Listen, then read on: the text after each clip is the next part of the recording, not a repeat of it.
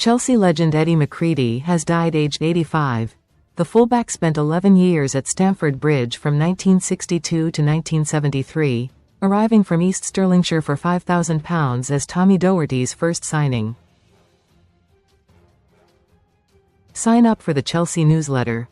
Thank you. Chelsea legend Eddie McCreadie has died aged 85. Credit, Colorsport.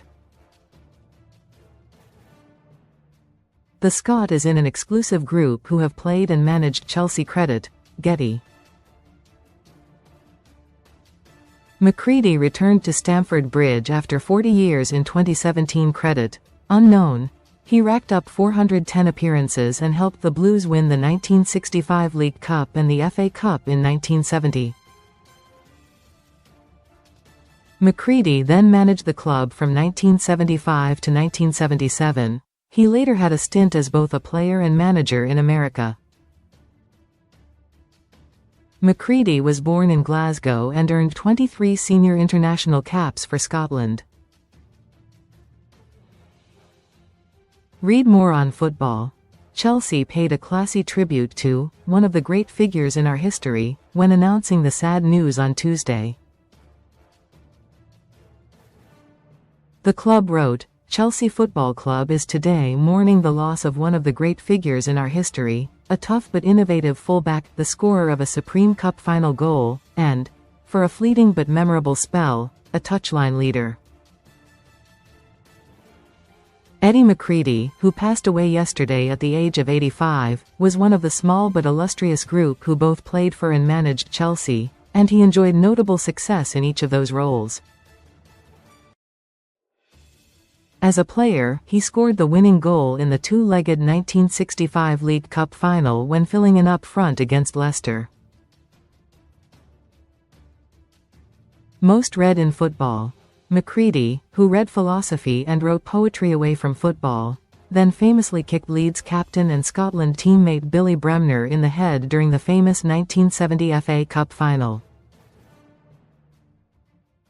When he stepped into the dugout, he wasted no time dropping 4 of his experienced teammates and made an 18-year-old Ray Wilkins permanent captain.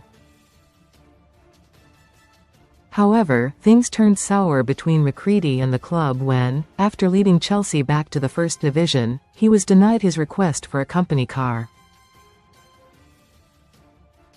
Chairman Brian Mears eventually relented and offered a vehicle, but McCreadie's pride kicked in and he refused, moving to the United States to join Memphis Rogues. He also managed Cleveland Force but ended up staying permanently, settling in Tennessee. But in 2017, he returned to Stamford Bridge for the first time and ended his 40-year exile. Despite the fallout with the club, McCreadie maintained his special bond with Blues faithful supporters. And fans flooded social media with messages of condolences to McCreadie's family and memories of him at Stamford Bridge following his death. One said, "Rip Eddie McCreadie. A true Chelsea legend, as a player and as a manager." Another wrote, "Very sad news, was an absolute gent when met him in 2017 and his 77 team is the first I remember from when I went as a kid." A third added, "Rip Eddie McCreadie, a Chelsea legend. Great player and was treated abysmally by the Chelsea board after he did a superb job in the most difficult time ever for the club. He was Chelsea manager when I first started going to Stamford Bridge and those days will always be precious." A fourth commented, "For those of a certain generation, the memory of what he achieved at Chelsea FC will never be forgotten." Eddie McCreadie Rip. A fifth typed, "Oh no, not Eddie. Saw him play many times, great player. Condolences to family and friends. Another one of that brilliant team gone. Rip." Recommended stories. A sixth posted, "A true servant of the club in every sense. Thoughts and prayers with his family, friends, and everyone connected to Chelsea." And a final user replied, such a loss for Chelsea and football as a whole.